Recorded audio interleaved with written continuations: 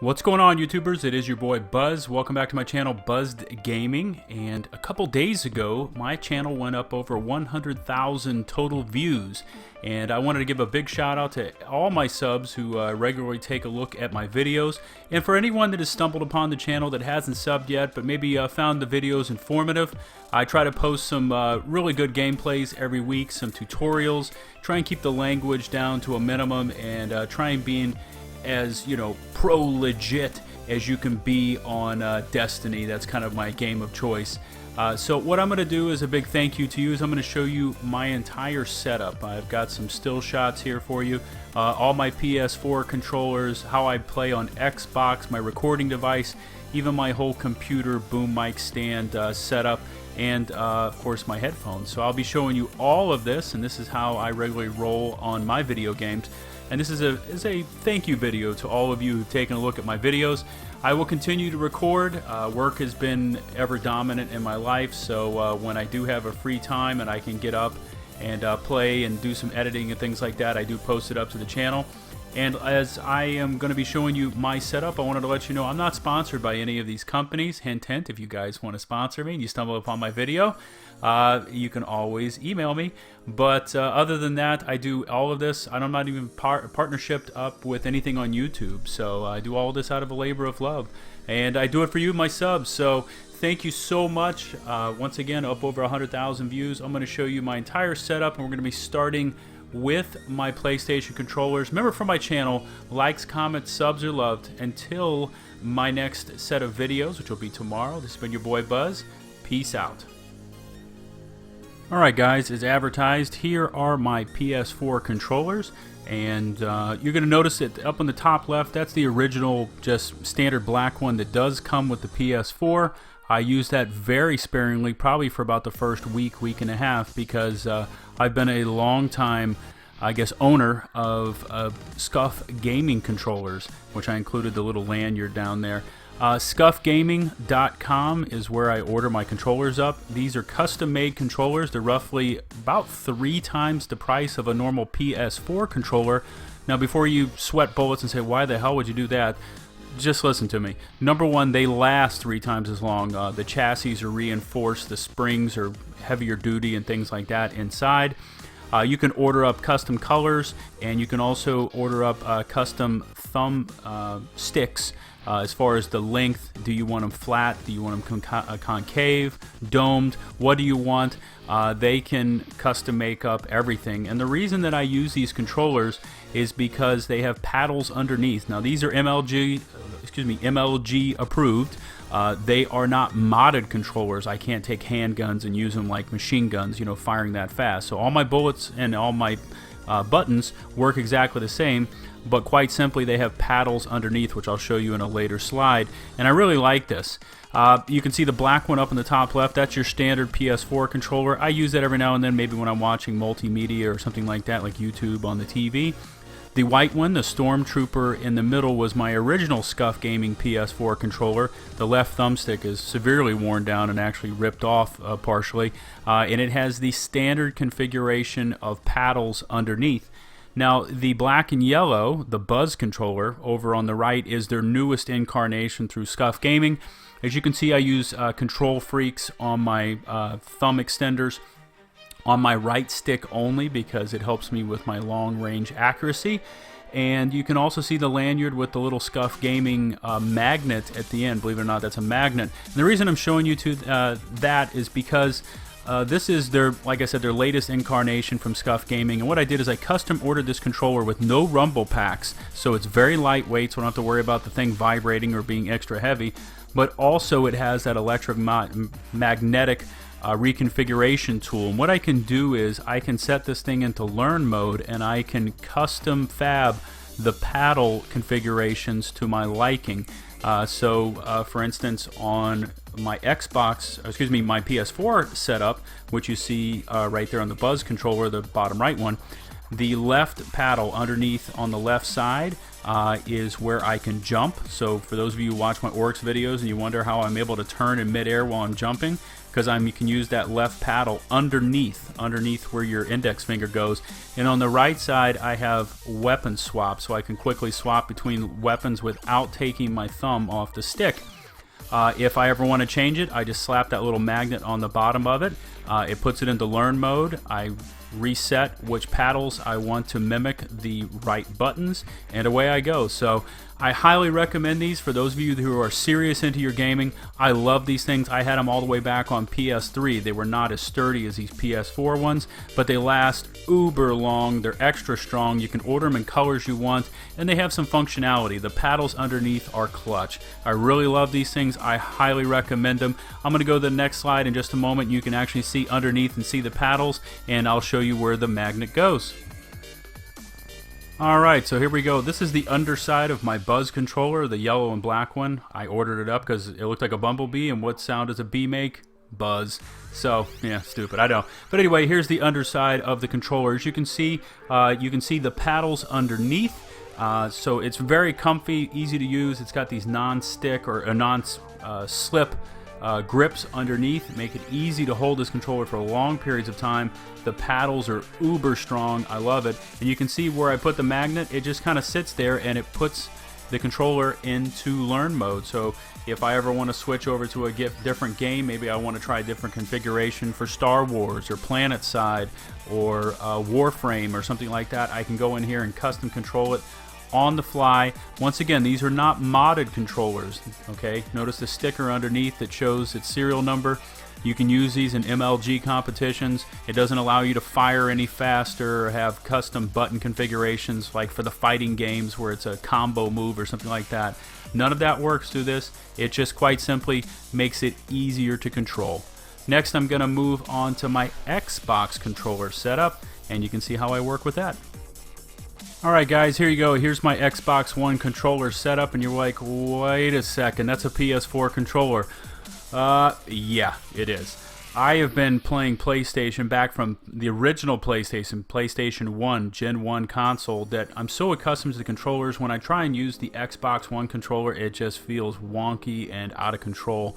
I've experimented many times with an Xbox One controller. I even tried the Xbox One Elite controller, believe it or not, which is like $150. It's 3 times the price of the normal Xbox One controller, and it just doesn't feel right. The offset of the sticks doesn't work for me. As you can see, I was trying the Control Freaks thumbstick on the right side on the Xbox controller, and it just never worked. So up in the top left of the picture, you can see this little USB. It looks like a thumb drive. That's actually an emulator. It's a Titan 1 emulator that I ordered off of Amazon. And what that allows me to do is I can plug that into the Xbox. I plug in the USB cable into the Xbox One controller, and I start up my Xbox One. And once the emulator is done reading the buttons for my Xbox One controller, I can then plug in my PS4 controller, and it works identically to the way it would on a PS4. All the buttons work exactly the same for you Xboxers, and it makes it really easy for me to connect out to my Xbox One brethren and subs, and I can play on both consoles at a fairly proficient level versus if I try to play on the Xbox One controller, it would just be instant death for me. So you can order these on Amazon.com for those of you who want to jump consoles and are much more familiar with a different controller. It also allows you to use basically any controller type with any console. So if you wanted to use an Xbox 360 controller on your Xbox One, if it felt more familiar to you, you can just plug this little job in, it learns the buttons, and then you switch over. The only downside to having this thing on the system is the chat doesn't quite work well. I'm still working on a configuration for that. And you have to stay on with the cable, so the USB cable has to be plugged in, or you can set it up, and I haven't experimented with this, with the little Bluetooth fob. Maybe I'll try that in the future so I can go wireless, but this is how I play Xbox One. Next, I'll be going on to my headphone setup. Alright guys, here are the only headphones I would ever recommend for anyone who takes their gaming seriously on console. Now I know there's some seriously expensive ones you can get for you PC gamers. but for just overall ease of use, plug and play, you can't go wrong with these. These are the Astro A50s. They're going to set you back about $280 to $300.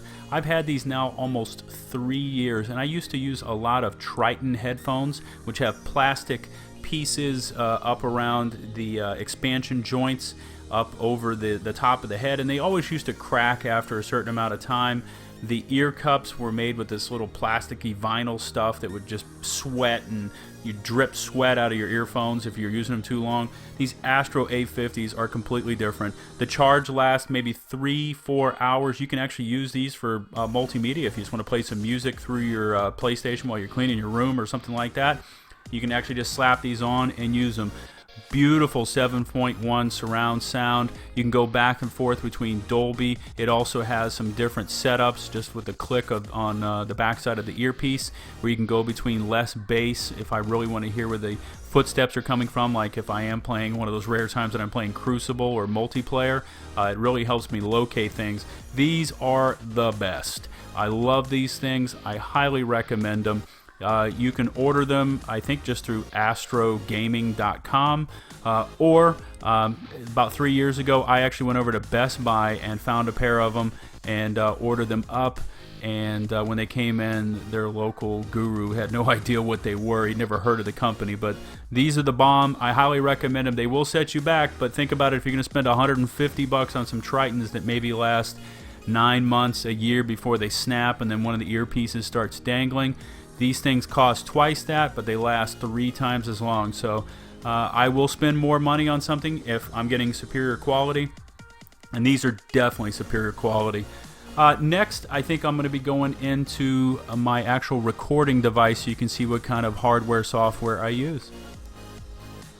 Alright guys, for those of you who want to record your gameplays off of your console and save it onto your computer device, you're going to need an intermediary, basically a capture card is what it's called.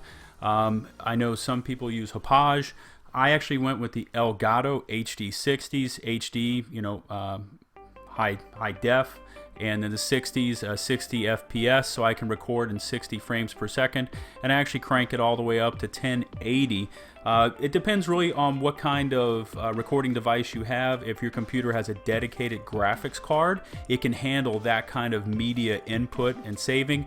If it just has a normal wired graphics card, you're going to have to crank down the DPI, crank down the resolution, or else you're just going to overwhelm your computer graphics card.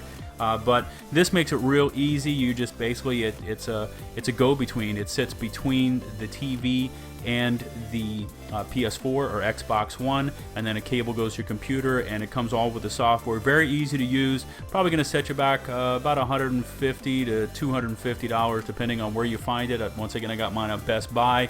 Takes about 10 minutes to install, and you're up and recording. You'll need to fiddle around a little bit with your recording settings as far as the mic input and things like that until you kind of get a level that works and that your computer can handle, but highly recommended.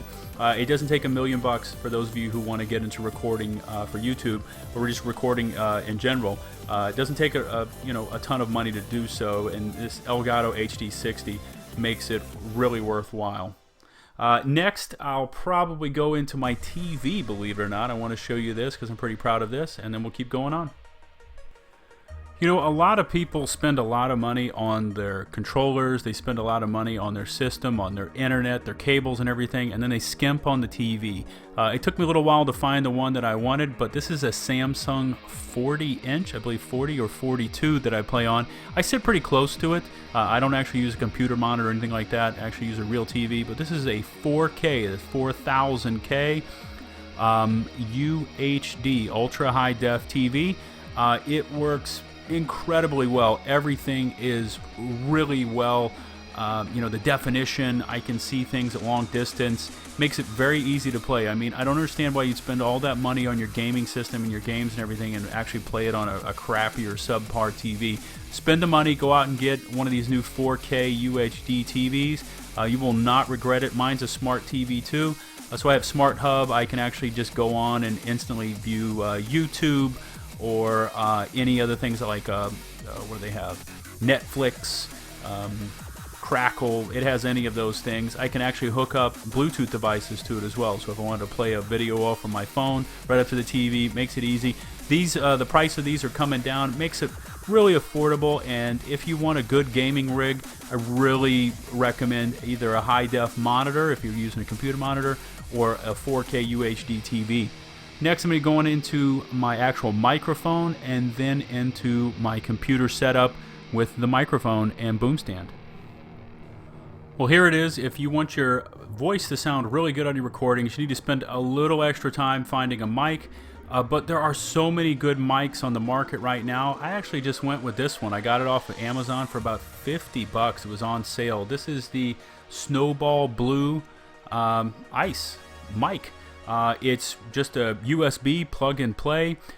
You will need to get a pop filter, which you'll see in my next slide. That keeps your P's and your T sounds down to a minimum and makes them actually not explode on the recording. So it makes it really easy for you to record and do things of that nature. You don't need to spend $1 million on a microphone. Like I said, I spent 50 bucks through Amazon on this one and got it. Really easy to use. Highly recommend it. You're going to see in the next slide just how it kind of fits into everything. But if you're going to record and do commentaries, you need a good mic, and this is what I settled on. So it's the Snowball Ice Blue microphone. Next up, I'm going to show you my entire setup, and then we're going to call it a day. Alright guys, last and not least, here's my actual setup. I know the slide's a little funky to see, but this is really all you need in order to record. I have my HP MV laptop. Decided to go with this one because I think it has, if I remember correctly, it has 1 terabyte of memory, and it also has an NVIDIA dedicated graphics card. I don't know the exact number, it's 800 something. So I can see everything in, you know, basically HD 17.3 inch monitor. Makes it real easy for me to do commentaries. See everything ultra clear, just like I'm seeing it on the TV with my TV, my 4K UHD. You can see my boom mic, my boom stand, excuse me, that comes over. It really looks like a light stand, but instead of having a light at the end, it's just got some. It's got a rod with some threads on it, and the Snowball Ice mic just screws right onto it. And then you can see the pop filter. That pop filter is basically a really fine mesh screen that goes in front of the microphone, and it keeps down the P's and T's so they don't pop so hard onto it. So really basic setup. The only thing that I actually had to spend some time on and some money was the laptop. I didn't want to have the motherboard and the CPU and all that stuff sitting down on my floor taking up space. I know some of you guys spend some big money on your rigs, and kudos to you. I just don't have that kind of, excuse me, I don't have that kind of space in the office that I play in.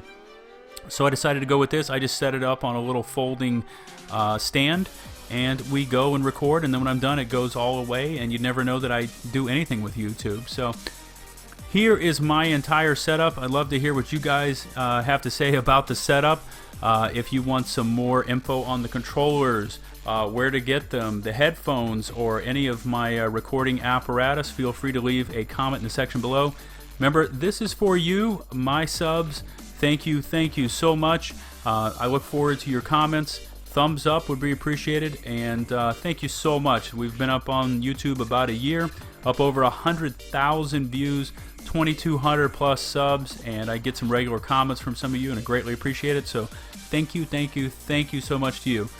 I guess I'll leave with this. Remember, for my channel, likes, comments, subs are loved. Until my next Destiny video, this is your boy Buzz saying peace out.